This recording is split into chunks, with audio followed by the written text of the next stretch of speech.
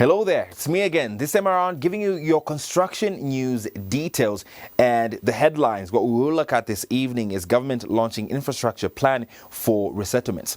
The details that we'll be reviewing in this particular story: the government of Zambia has signed a memorandum of understanding with the Zambia National Service and the United Nations Development Program to construct basic infrastructure in resettlement areas for displaced populations and host communities.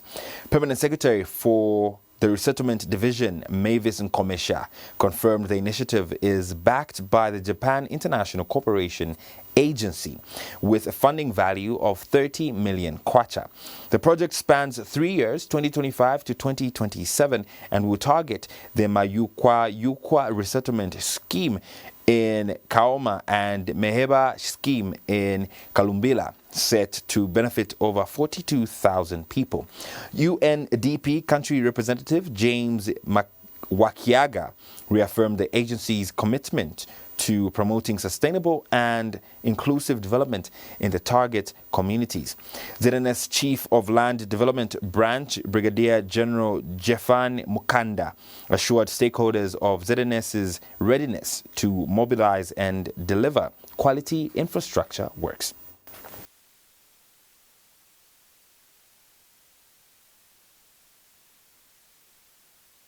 Government has taken a major step towards improving the lives of displaced persons and their host communities with the signing of a significant memorandum of understanding. In a partnership formalized in Lusaka on Monday, government through the Office of the Vice President has joined hands with the Zambia National Service and the United Nations Development Program to launch a 3-year infrastructure development project in 2 of the country's largest resettlement schemes. The project, valued at over 30.6 million kwacha and supported by the Japan International Cooperation Agency, will focus on building essential infrastructure in the Mayukwa Resettlement Scheme in Kaoma District and the Meheba Resettlement Scheme in Kalumbila District. It is expected to directly benefit more than 42,000 people. Permanent Secretary in the Resettlement Division of the Office of the Vice President, Mavis Nkomesha, has described the initiative as a key step toward promoting long-term sustainable development in areas often overlooked. This initiative targets the Mayukwa Resettlement Scheme in Kaoma District and Meheba Resettlement Scheme in Kalumbila District, which are home to forcibly displaced persons, settlers, as well as Zambian host community members. The project focuses on construction and upgrading of 35 kilometers of critical access roads, 25 kilometers in Mayukwa and 110 kilometers in Meheba. These roads will connect residential zones, service centers, schools, and farms, unlocking access services, markets, and economic opportunities.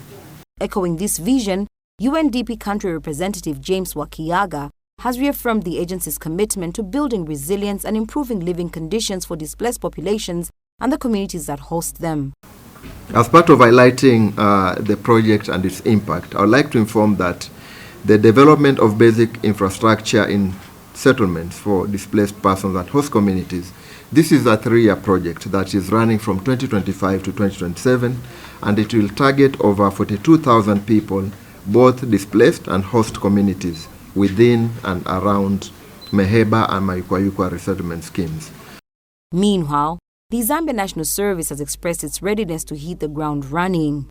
The directives and the command, orders from the commander, that we need to move in as soon as possible, immediately when we receive the funds. I want to assure you that as Zambia National Service, we are going to offer quality of these works. I believe we have got 25 kilometers in Mayukwa and a footbridge, whereby we're supposed to do in about 10 months and 4 months. But believe me, we want to really to show that we reduce. The commander said this 10 months is for the contract, for the client.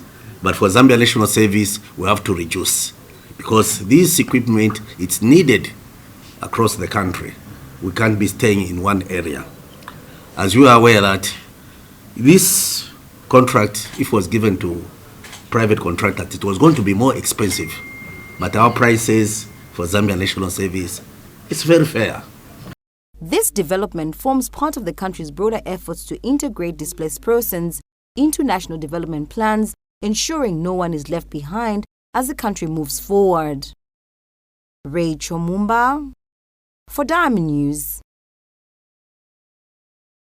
That story brings us to the end of our construction news, and that is the last you'll be seeing of me this evening. Thanks so much for tuning in. My name is Tepo Ngoma. We continue with the rest of the news desk at 8. Have a pleasant evening.